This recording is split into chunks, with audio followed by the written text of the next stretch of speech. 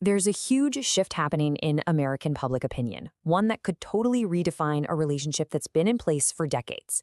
Today, we're going to break down an analysis that argues the very ground is moving under the US-Israel alliance, and it's being led by younger generations. So what's really going on here? Let's dive in. So this is the headline that really kicks everything off. I mean, an entire generation turning on Israel. That is a bold statement. The analysis we're exploring today really digs into the data behind that claim. So is this for real, or is it just a provocative headline? All right, let's start with the hard data. Because a bunch of recent polls suggest this isn't just a vibe, it's a real, measurable trend that you can see across the American public. Okay, check this out. According to Q Research from just this past March, 53% of American adults now have an unfavorable opinion of the Israeli government. That is more than half. It shows this feeling isn't on the fringes anymore, it's mainstream. And if you zoom in on the leadership, wow, the numbers are even more dramatic. The same research shows that a whopping 68% of Americans have no confidence in Prime Minister Benjamin Netanyahu. It kind of shows how, for a lot of people, this discontent has a face. Now, here's what's really crucial. This isn't just a partisan thing anymore. I mean, criticism from the left isn't exactly new, but this shift is happening across the board with Republicans and Democrats. And that's a total game changer. And this chart just lays it out perfectly. Just look at younger Republicans, right? The ones under 50.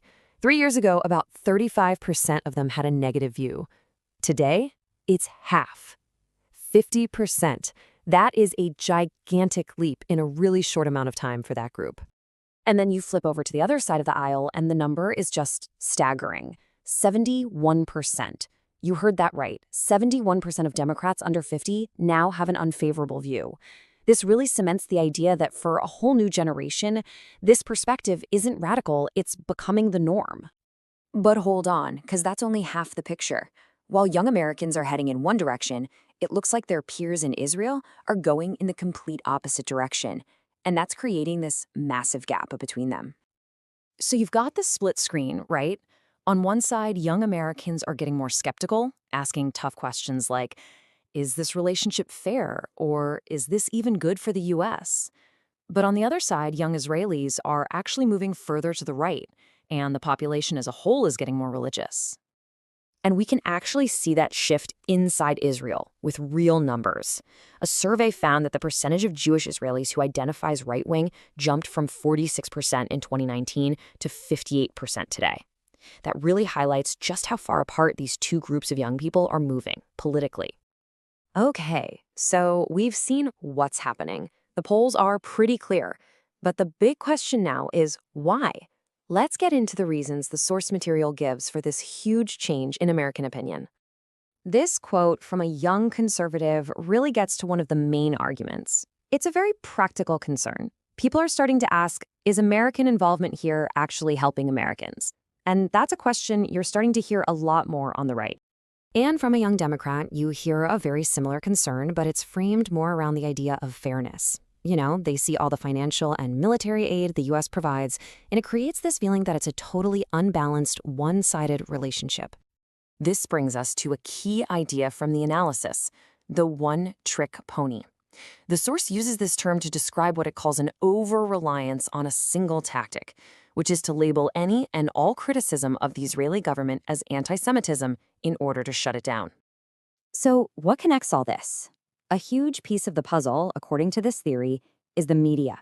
The idea goes like this. For a long time, traditional media didn't really cover how much influence big donors had on politicians. But now, thanks to online media, that's all out in the open.